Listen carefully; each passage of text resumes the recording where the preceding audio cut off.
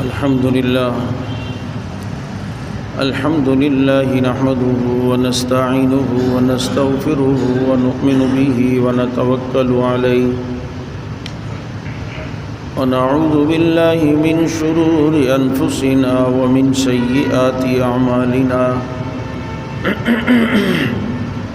من يهدي الله فلا مضل له ومن يضلله فلا هادي له ونشهد أن لا إله إلا الله وحده لا شريك له ونشهد أن سيدنا ومولانا محمدا عبده ورسوله صلى الله تعالى عليه وسلم أما بعد فأعوذ بالله من الشيطان الرجيم بسم الله الرحمن الرحيم يا أيها الذين آمنوا كتب عليكم الصيام كما كتب على الذين من قبلكم لعلكم تتقون صدق الله مولانا العظيم ونحن على ذلك لمن الشاهدين والشاكرين والحمد لله رب العالمين يا رب صل وسلم دائما أبدا على حبيبك خير الخلق كلهم هو الحبيب الذي ترجى شفاعته لكل هول من الأحوال مقتحم. درود پاک.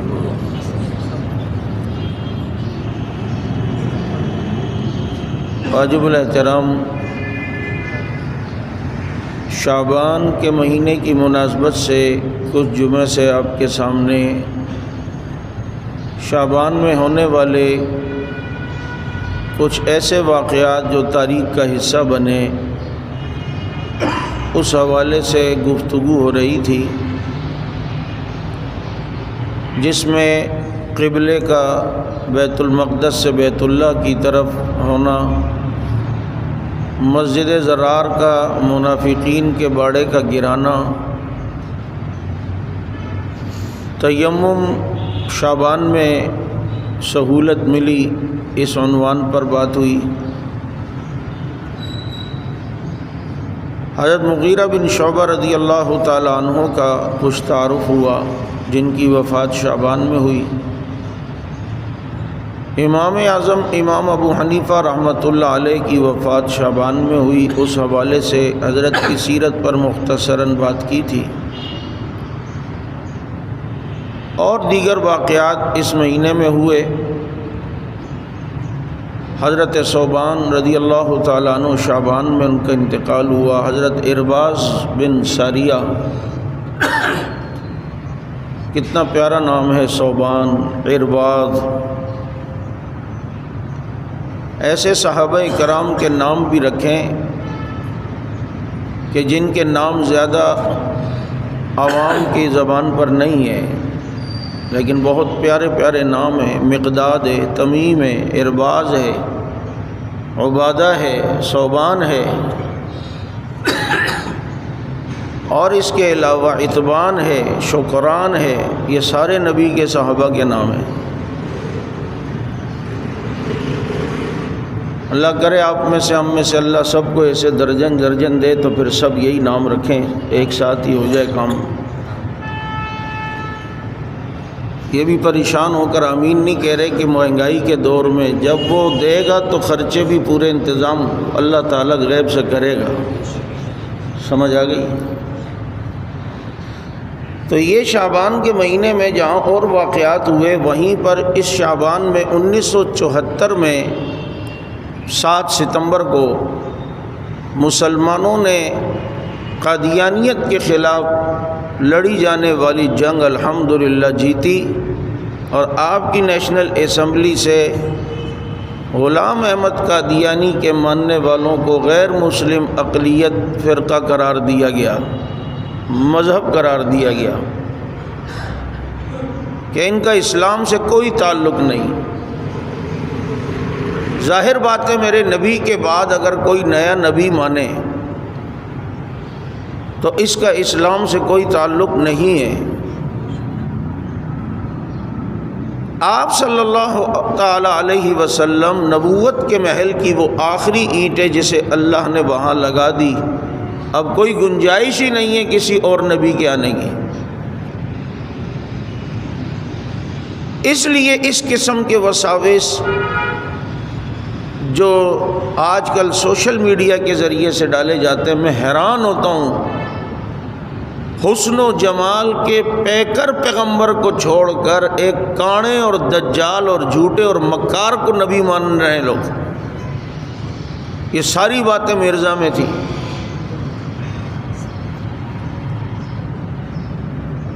اور طریقہ کار بعض دفعہ باطل کا بڑا عجیب ہوتا ہے۔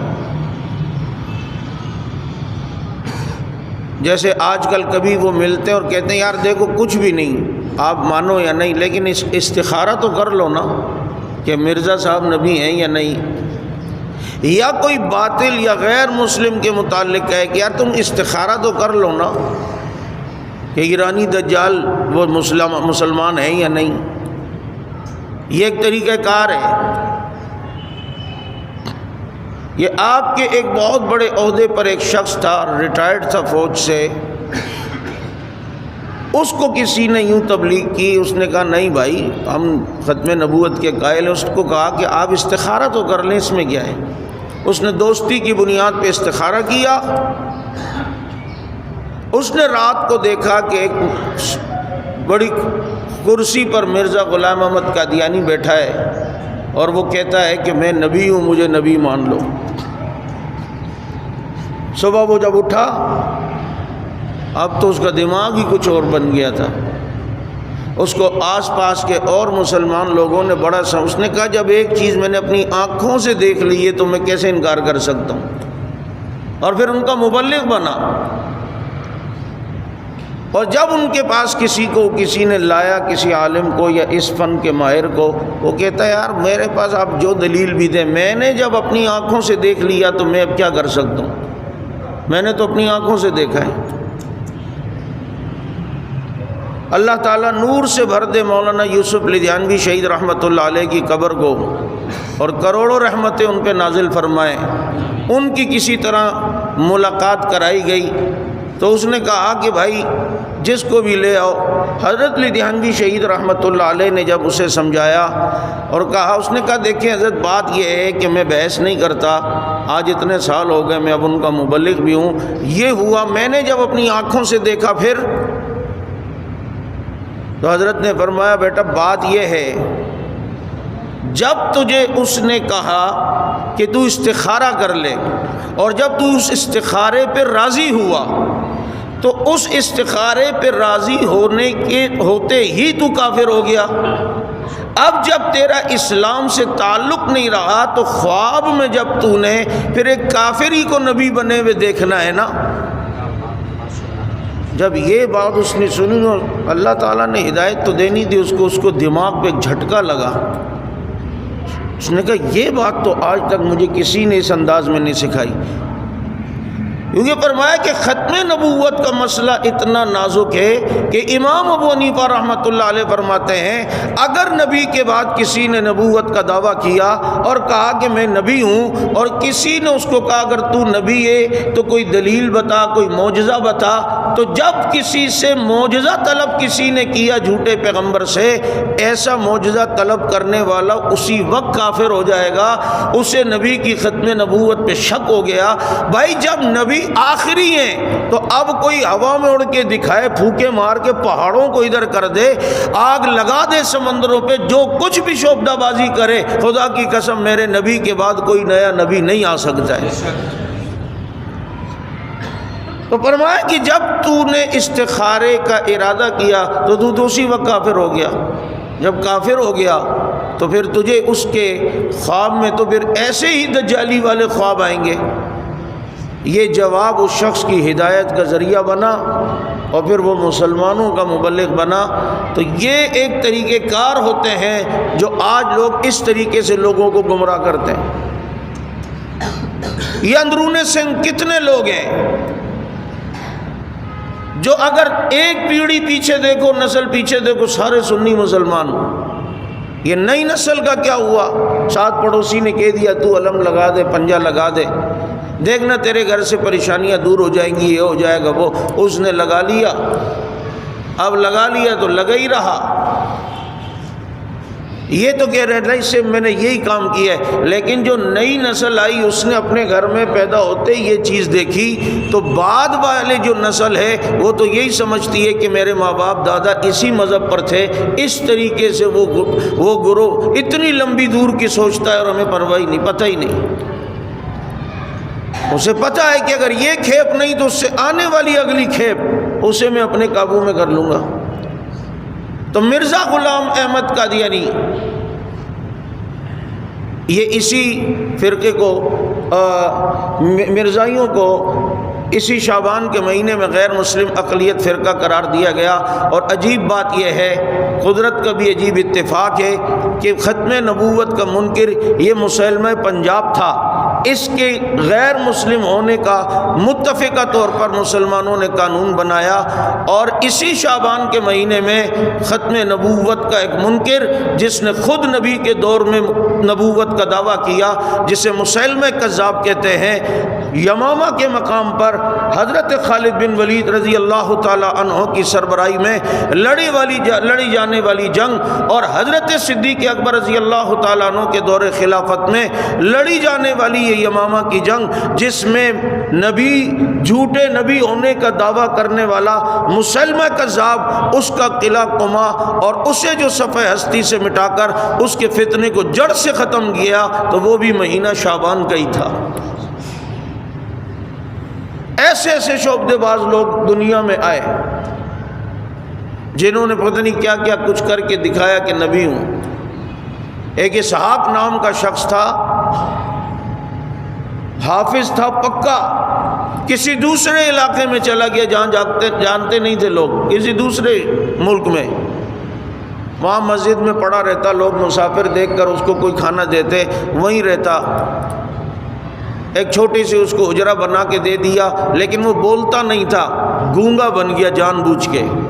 14 سال گونگا بنا رہا، کتنی لمبی پلاننگ، 14 سال۔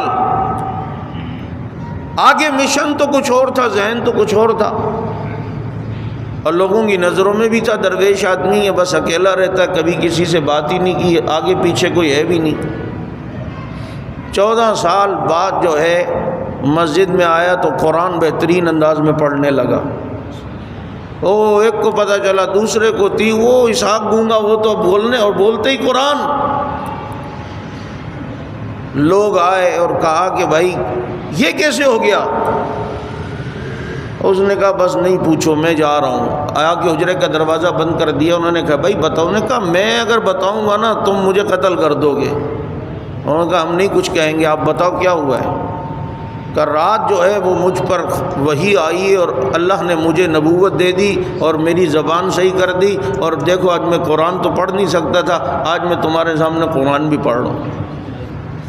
تو کافی سارے لوگ اس کے فتنے کا شکار ہوئے، لیکن اسلامی حکومت ہوتی تھی۔ یہ اللہ کا شکر ہے کہ پچھلے والوں کے کام بھی پھر ایسے ہی ہوئے۔ اسے لایا گیا اور اسے کہا کہ بھائی 3 دن کے لیے مرتد کو اجازت ہوتی ہے کہ سوچ و بچار کر، لیکن جب وہ مانا نہیں تو اس کو پھر جو ہے وہ قتل کرا دیا گیا کہ تمہارے گنجائش ہی نہیں ہے تمہاری دھرتی پر۔ تو کہنے کا مطلب یہ کہ یہ ساری شعبدہ بازیاں یہاں پر ہوئیں۔ یہ شعبان کے مہینے میں اسی مسلمہ کذاب کا قلعہ قما ہوا۔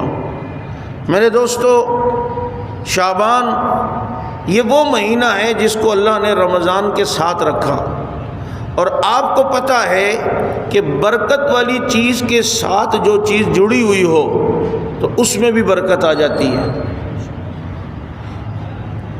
اور شعبان کا مہینہ وہ کہ اللہ کے نبی صلی اللہ علیہ وسلم عبادت، ریاضت، مجاہدے میں مزید اضافہ فرماتے تھے، چونکہ اب یہ رمضان کی آمد کی اطلاع دیتا ہے۔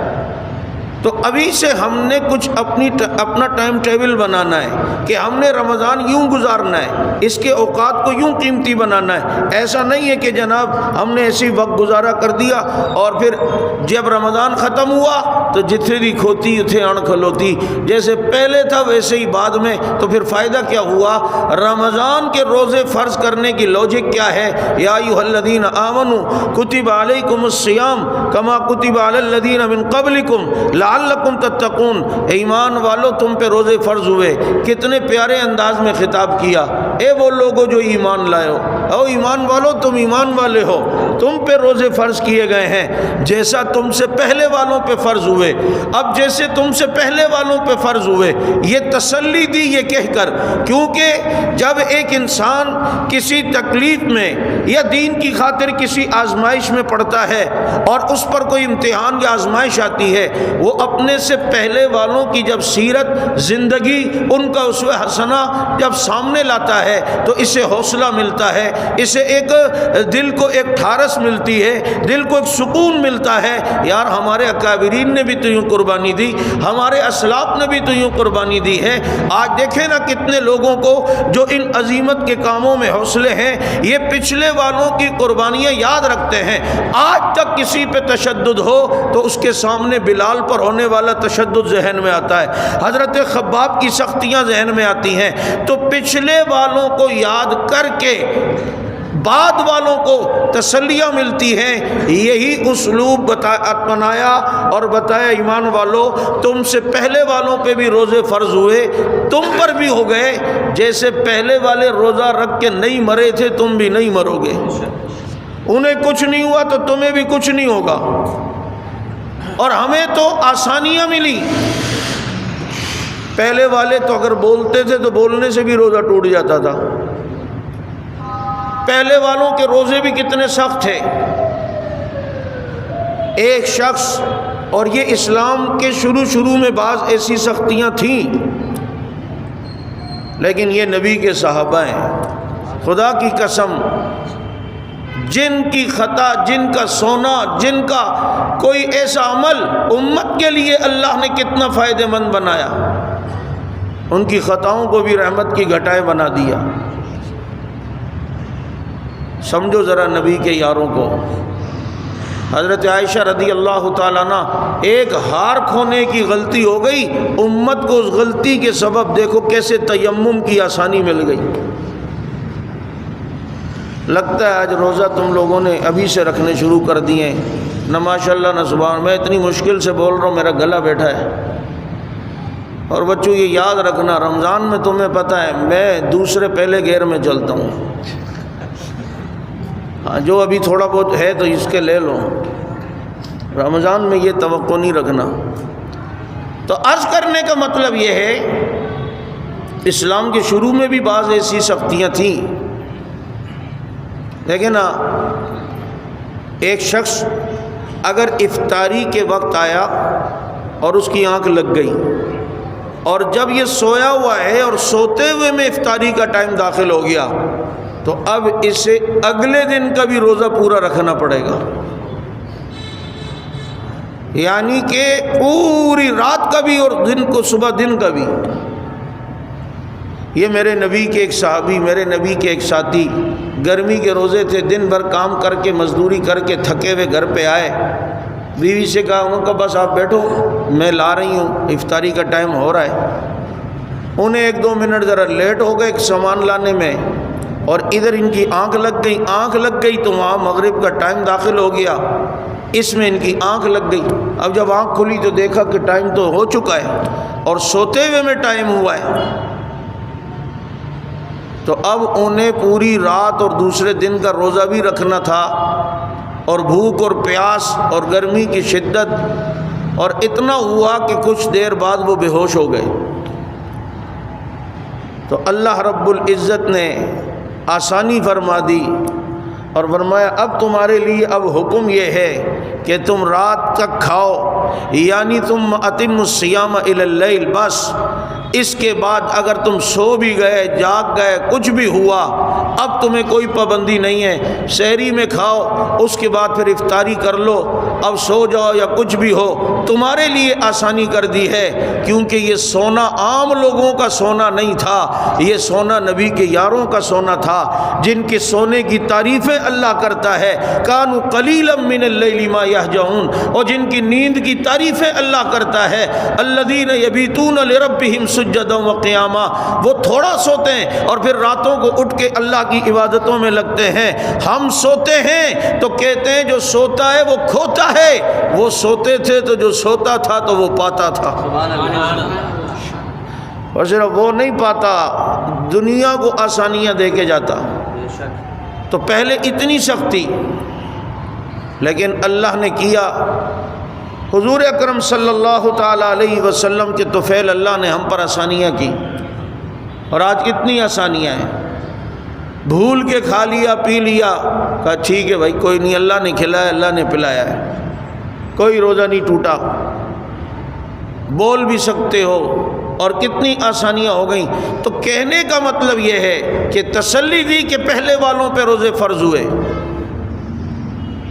تو لہٰذا یہ روزہ آج ہمارے یہاں ٹرینڈ عجیب سا بنا ہوا ہے، ایسے ایسے فتنے، میں اسی لیے درد دل رکھتا ہوں آپ لوگوں کے سامنے، سوشل میڈیا میں ہر جس کے گھر پہ ماں اس کو نہ جانتی ہے وہ بھی آ کر ایک یوٹیوب چینل بنا کر الٹی سیدھی باتیں کہ روزہ یہ تو غریبوں کے لیے تھا، امیروں کے لیے تو نہیں تھا، غریبوں کے لیے۔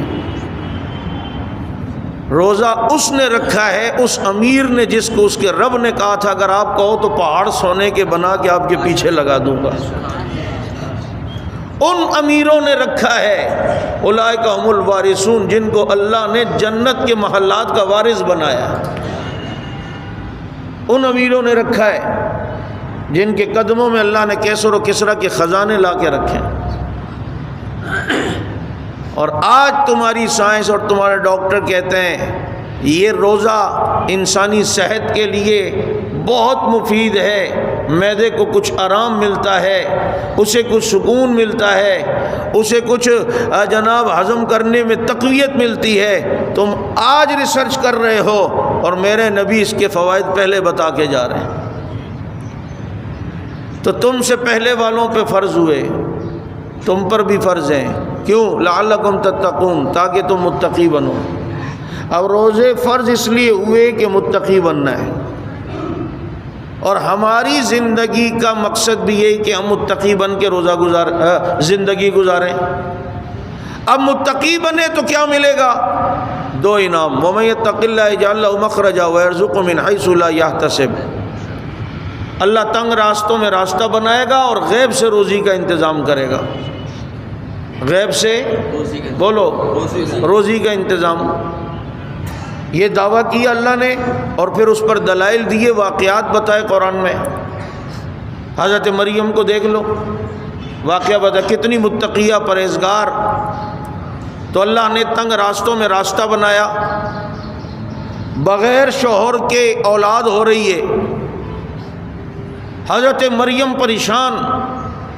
اندازہ کرو ایک اعلیٰ نسب خاندان کی ایک لڑکی جس کی اپنی عبادت مشہور ہو علاقے میں، اس کے یہاں بغیر شوہر کے کوئی اولاد ہونے والی ہو تو اس کے ڈپریشن کا کیا عالم ہوگا، اور ڈپریشن کتنے عروج پر ہوگا۔ اور آپ کو پتہ ہے حضرت مریم نے اس موقع پہ جو الفاظ کہے، اس سے اندازہ لگتا ہے کہ ان کی ٹینشن اور ڈپریشن کتنے عروج پہ تھا۔ جب امید سے ایک دم ہو گئی نا، تو اللہ تعالیٰ نے دکھانا تھا اپنی قدرت کے نمونے، تو اس حالت میں حضرت مریم کہتی ہیں یا لیتنی مت قبل ھذا وکنت نسیا منسیا، آج کے دن سے پہلے مریم مر چکی ہوتی، یا میرا وجود ہی نہ ہوتا، میں پیدا ہی نہ ہوتی، میں قوم کو کیا جواب دوں گی۔ ایسے موقع پر اللہ رب العزت نے اس متقیہ کے لیے راستہ بنایا، اتنے ڈپریشن کے عروج پر کہ کیا کہوں گی، کیا ہوگا، گھر والوں کو کیا جواب دوں گی، میں کسی کو بتاؤں گی میرے کون یقین کرے گا۔ اب ایک عورت جس کو درد ہو رہا ہو، بچہ جننے کا وقت ہو، اللہ اسے کہتے ہیں وَهُزِّي إِلَيْكِ بِجِذْعِ النَّخْلَةِ، یہ کھجور کے تنے کو ہلاؤ، تمہارے پاس تر کھجوریں آئیں گی اور تمہاری جھولی میں گریں گی۔ اب اندازہ کرو،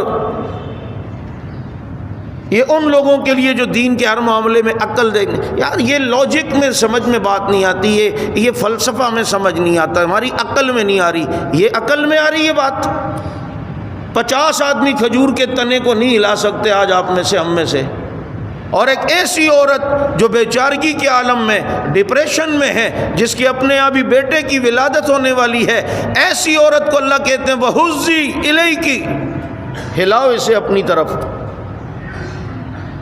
یہاں اشارہ تھا، اس کو ذکر کرنے کی کیا ضرورت، بس یہ ہو جاتا مریم نے بچہ جنا اور پھر بچے نے یوں خود گواہی دے دی، لیکن بیچ میں کھجور کو لانا، درخت کو لانا، اس کے ہلانے کو لانا، بڑی حکمتیں بھائی قرآن کی۔ اللہ نے بتایا میرا کوئی حکم تمہیں سمجھ آئے یا نہ آئے تم کام کرو، تمہارے ذمے اس کو عقل میں لانا نہیں ہے، ہر بات عقل میں آنا ضروری نہیں ہے، یہ عقل میں آنے والی بات نہیں ہے۔ لیکن مریم چونکہ متقیہ تھی، اللہ سے محبت کرتی تھی، وہ یہ نہیں دیکھتی تھی کہ جناب میری عقل میں یہ مسئلہ نہیں آ رہا، بھائی میرا کام ہے ہاتھ لگا کے ہلانے کی کوشش کرنا، اس کو ہلا کے تر کھجور مریم کی گود میں پھینکنا یہ رب کا کام ہے۔ ہلاؤ۔ اور دوسرا یہ جو کھجور کے تنے کو ہلانے کا ذکر قرآن کر رہا ہے، یہ عیسائیت کا رد بھی کیے۔ عیسائیوں نے مریم کو معبود بنایا نا، اور عیسیٰ کو، اور حال یہ ہے کہ مریم ڈپریشن کے اتنے بلندی پر پہنچی ہے، اللہ بتانا چاہ رہے ہیں جس پر خود اتنی ٹینشن اور حالات ہوں، سختیاں آئیں، اور وہ جو خود اتنی پریشان ہو، وہ تمہاری مشکل کشا نہیں ہو سکتی، تمہاری معبود نہیں ہو سکتی، کیونکہ جو معبود ہوتا ہے اس پر کبھی کچھ تکلیف نہیں آتی، وہ ایک حال پہ رہتا ہے، یہ نہیں کہ کبھی غم کبھی خوشی، کبھی صحت کبھی بیماری، کبھی ٹینشن کبھی فراوانی، ایسا نہیں ہے۔ اللہ معبود ہے، وہ ایک حال پہ رہتا ہے، لیکن اس کے علاوہ جتنی بھی مخلوق ہے، چاہے وہ جو بھی ہو، اللہ رب العزت نے دکھایا ان پر حالات لا کر کہ ان کے حالات کبھی غم کبھی خوشی، کبھی صحت کبھی بیماری، یہ بتا رہی ہے یہ معبود کی نشانی نہیں ہے، مشکل کشا کی علامت نہیں ہے، یہ صفات میں سے نہیں ہے، بلکہ معبود وہ ہوتا ہے جس پر خود کبھی حالات نہیں آتے، اس نے تو دوسروں کے حالات صحیح کرنے۔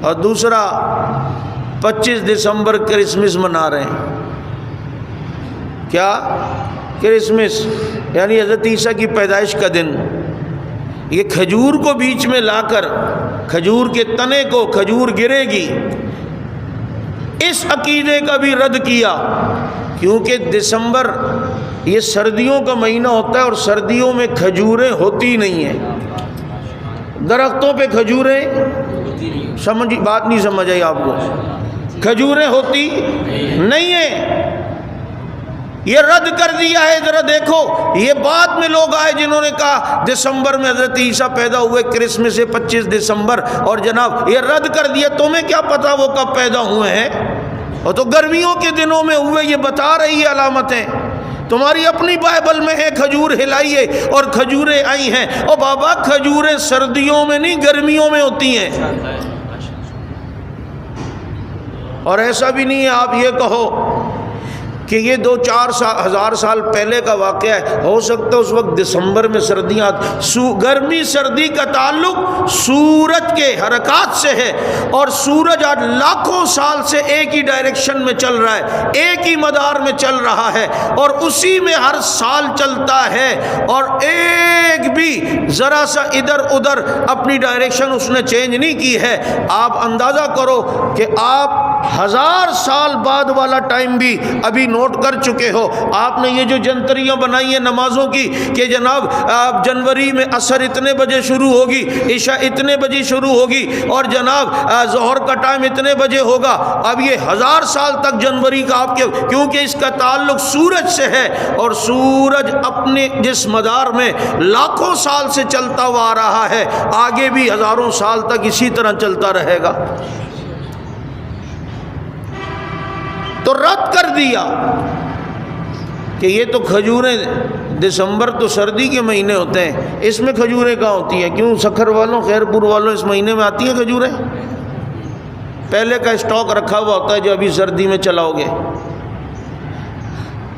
تو اب یہ حال ہے حضرت مریم کا، اور پھر بیٹے کی ولادت ہوئی، وہی قوم نے دیکھا اور کہاں سے لائی ہو؟ بدگمان تو ہے نا یہاں ہر ایک، کسی کا کوئی عمل فوراً ہم حکم اس پر لگاتے ہیں۔ ایسے بھی ذہن نہ بناؤ، اپنے گھر کی عزت کا بھی خیال کرو۔ کسی کی عزت اچھالنے کی کوشش کرو گے نا، یا کسی کی ٹو کے پیچھے رہو گے، پھر وہ بڑی عجیب ذات ہے۔ پھر تمہارے گھر سے کوئی خدا نہ خواستہ کوئی ایسے معاملات نہ بنا دے کہ بدنام کر دے۔ مسلمان کے اوپر پردہ رکھو۔ اللہ کے نبی فرماتے ہیں صلی اللہ علیہ وسلم، جو کسی مسلمان کو غسل دے رہا ہو مرنے کے بعد اس کے، اور اس کے جسم پہ کوئی عیب دیکھ لے اور وہ اس کے عیب کو چھپا دے، لوگوں کو نہ بتائے، اللہ اس کی 70 مرتبہ بخشش فرمائے گا۔ لیکن یہ ایسے آدمی کے، ایسا گناہ گار جس کا گناہ اپنی ذاتیات تک تھا، لیکن جس کے گناہ متعدی ہوں، لوگوں کو پھیلا چکا ہو، گمراہی کا سبب بنتا ہو، ایسے آدمی کو تو عبرت کے لیے اللہ نے اس طرح اس کے شکل بگاڑ دی ہے، اس کو یوں کر دیا۔ اس کو تو تشہیر کرنی ہے تاکہ دنیا اس کی گمراہی سے بچے۔ اب مرزا جہلمی جب مرے گا، یہ جب بگڑے گا اور اس کی لاش دنیا دیکھے گی عبرت کا نشان، ہم تھوڑی چھپائیں گے، ہم تو کہیں گے دیکھ لو۔ یہ غامدی جیسے جب مریں گے تو ہم تو دکھائیں گے، یہ تمہارے نصرت فتح علی خان کا کیا ہوا تھا، ہم تو بتاتے ہیں، کیونکہ ساری زندگی اپنی قوالیوں میں صحابہ دشمنی کو پھیلایا ہے، کفری عقائد کی ترویج کی ہے۔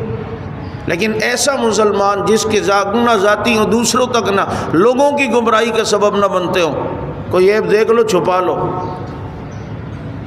قوم نے فوراً کہا مریم یہ کہاں سے لائی ہو بچہ؟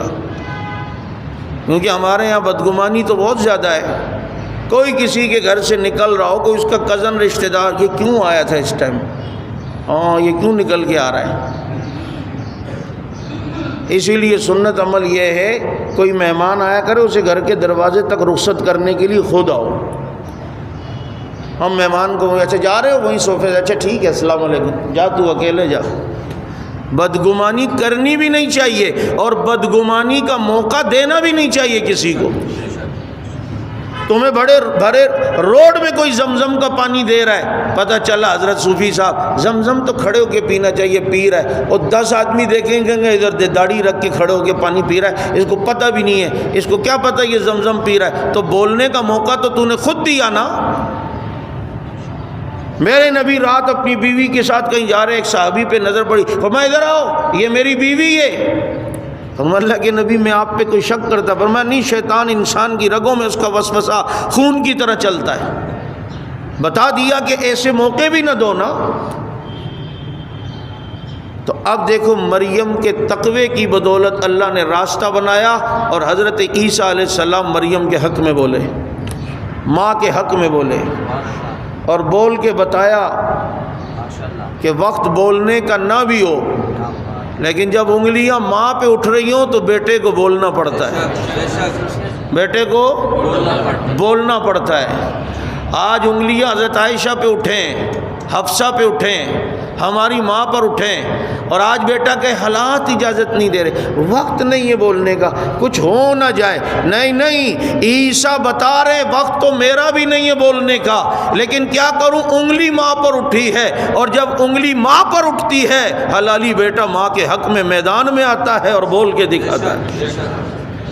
اور ہمیں بتا دیا کہ وقت نہ بھی ہو، لیکن عائشہ کے لیے بولیں گے یا نہیں؟